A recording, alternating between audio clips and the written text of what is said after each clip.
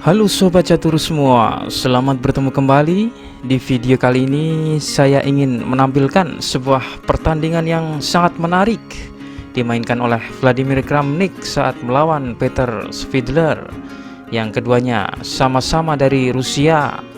Dimainkan di turnamen Linares tahun 1998.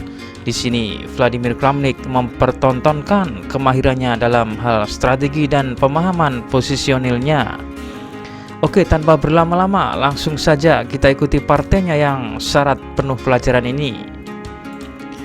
Memegang putih, Vladimir Kramnik memulai permainan dengan kuda F3, lalu Peter Svidler kuda F6, C4, E6, dilanjut Kramnik G3, bermaksud Vian Seto gajahnya, dan D5 oleh Svidler menawarkan pertukaran pion.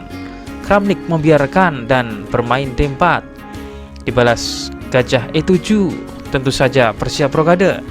Gajah G2 juga bersiap melakukan rokade. Setelah itu kedua pemain sama-sama melakukan rokade, dan baru Svidler melakukan inisiatif pertukaran pertama D kali C4. Svidler memulai rencana dengan mengaktifkan gajahnya, tetapi dengan tempo yang panjang. Menteri C2, menteri balik menyerang pion, dibalas A6. Idenya adalah menggunakan tempo yang dihabiskan putih dalam merebut kembali pion untuk membawa gajahnya ke B7, di mana perwira ini ditempatkan dengan baik pada diagonal terbuka untuk menantang gajah Vian Seto putih. Menteri kali C4 dibalas B5, mengancam menteri sambil membuka petak B7 untuk gajahnya, dan menyebabkan menteri ini mundur kembali ke tempat semula, dan dilanjutkan gajah berkembang ke B7, memberikan tandingan ke gajah Vian Seto putih. Gajah F4 menyerang dua kali pion. Svidler merespon kuda D5, membela pion dan menekan gajah. Kuda ke C3, dan Svidler memutuskan menukar dengan gajah putih. G kali F4.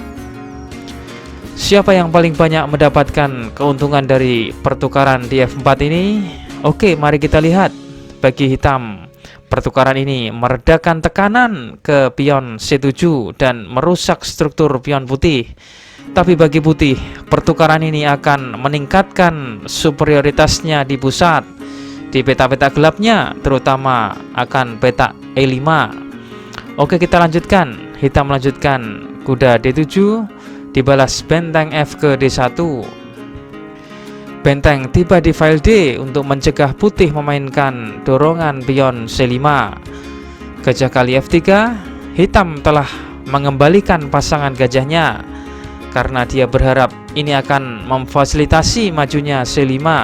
Tetapi seperti yang ditunjukkan Kramnik, sekarang gajah rajanya tidak memiliki saingan, di mana gajah ini akan sangat mendominasi peta-peta terang.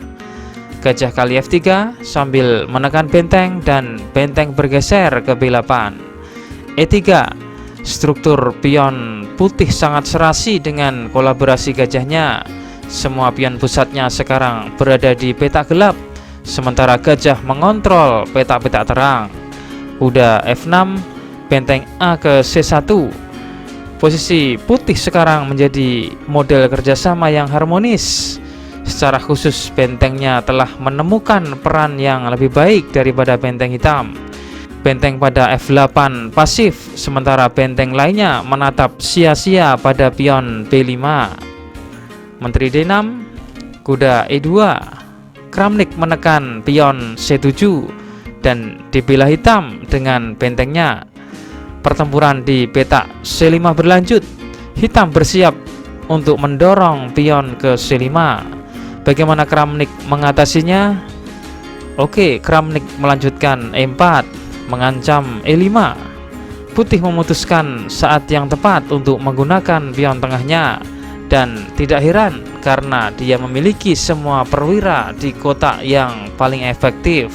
Sementara itu, benteng hitam berkumpul bersama di sisi sayap menteri dan tidak bisa menahan dorongan di tengah.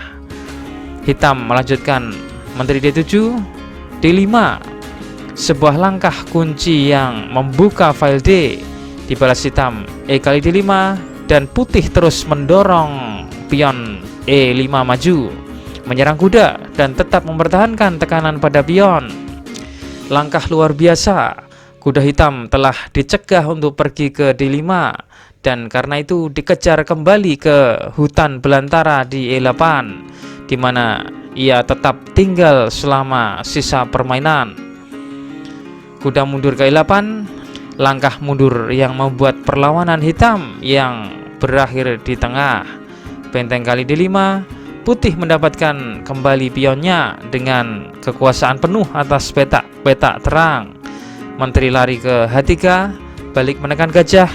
Satu-satunya perwira hitam yang aktif hanyalah menteri. Putih melanjutkan gajah G2 dan menteri ke H4.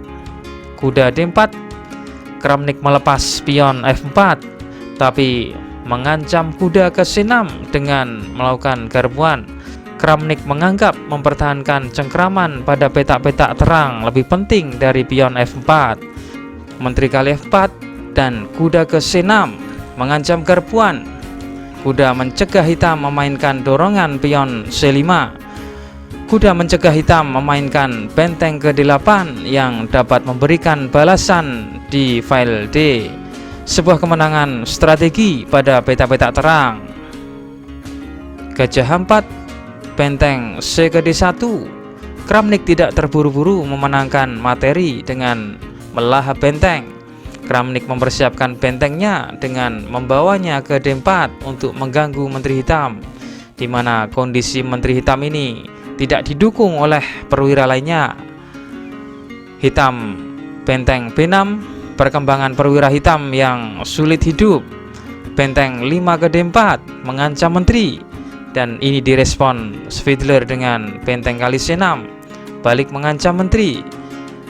Gajah kali C6, dan di posisi ini Svidler memainkan langkah blunder, ya, menteri kali E5, di mana langkah menteri ke G5 sebenarnya permainan masih berimbang, tapi di sini mungkin hitam mengira setelah putih memainkan langkah benteng makan gajah, hitam dapat mengambil kembali dengan menteri G5.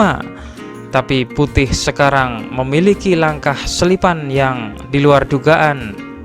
Gajah D7 menyerang benteng dan mengontrol petak G4. Dalam game ini, Kramnik menunjukkan penguasaan strategi dan ketajaman taktik. Dan setelah hitam benteng D8 dan putih benteng kali H4, hitam menyerah karena putih akan unggul satu benteng penuh. Karena setelah menteri ke G5, putih dapat bermain benteng G4 yang didukung oleh gajahnya. Jadi hitam tidak memperhitungkan langkah selipan gajah yang dapat menghindarkan putih dari kehilangan bentengnya. Atau jika hitam bermain misalkan benteng kali D7, maka putih dapat membalas menteri kali H7, skak, raja bergeser, dan benteng kali D7. Putih akan tetap unggul satu benteng penuh. Berikutnya kita tampilkan kunci jawaban problem catur video yang kemarin. Kuncinya menteri ke G8, apabila D5 maka menteri ke G4, gajah D3, dan menteri ke G2 skakmat. Atau hitam bermain gajah F3, maka raja kali F3, D5, dan menteri ke G2 skakmat. Atau bila hitam bermain gajah ke C6, maka benteng D5, kuda kali benteng, dan menteri kali D5 skakmat. Dan berikutnya kita tampilkan problem catur terbaru. Silahkan dipelajari dan kunci jawabannya akan saya tampilkan di video selanjutnya.